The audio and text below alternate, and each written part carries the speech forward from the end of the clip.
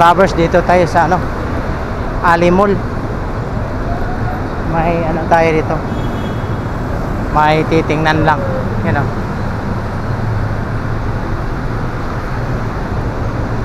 Lakad lang tayo kasi yung ano, wala kasing ano dito, wala kasing parking dito mga kalabers, kaya parking natin doon lang. Dito may mga nagpaparada dyan, bawal yan. Taxi pwede yan. Dito ata yung entrance eh. Ayan o. Pag napasyal kayo dito mga kalabers, dito bawal kasi magparking dyan.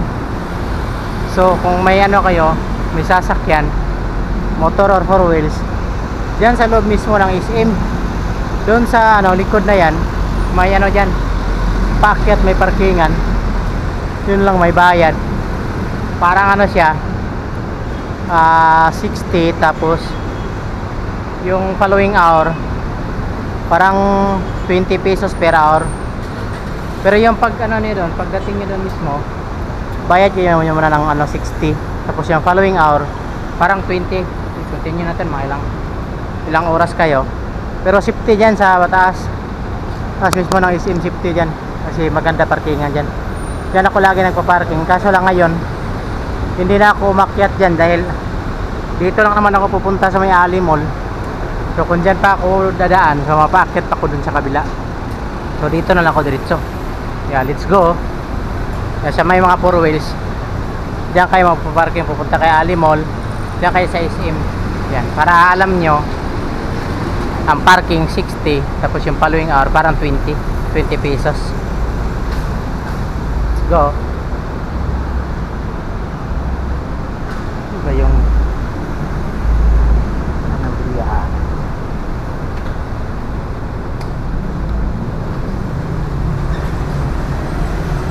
Huwag ka lang kasana malubat.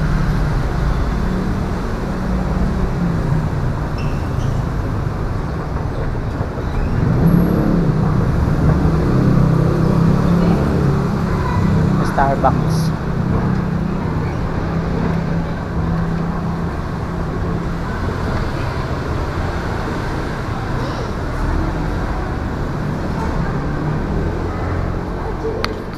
Tapos dito, akyat tayo sa taas ata.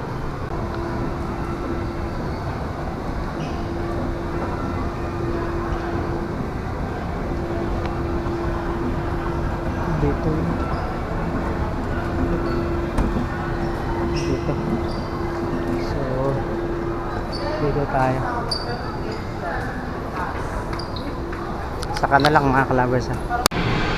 Mga kalabers, dito muna ako sa karate. Nakapadaan ako dito. Mga bata. Kagaling na mga bata. O, diba?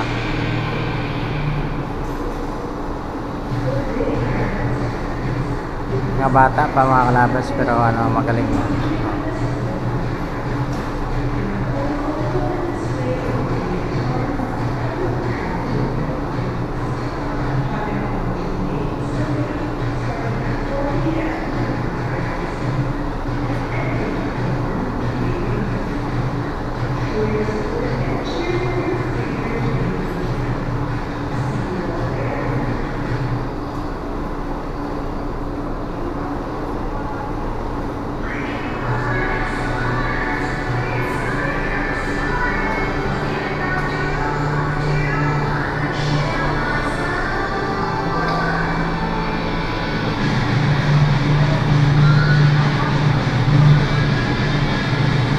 Ano pala ito mga kalabers yun. Kaya Karate Development Arts and Sports Association. Ano? Sa loob mismo ng ano, ng Ali Mall. Dito.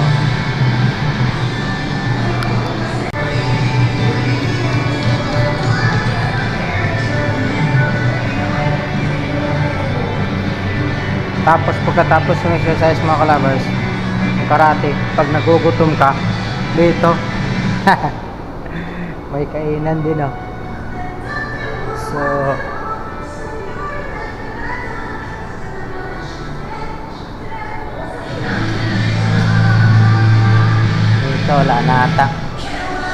mga vintage na ano, jewelry vintage. Dito mga frame, mga picture frame. Wala na. Ano pala ito mga kalabers? Yung mga vintage na binibinta. Lumang pera.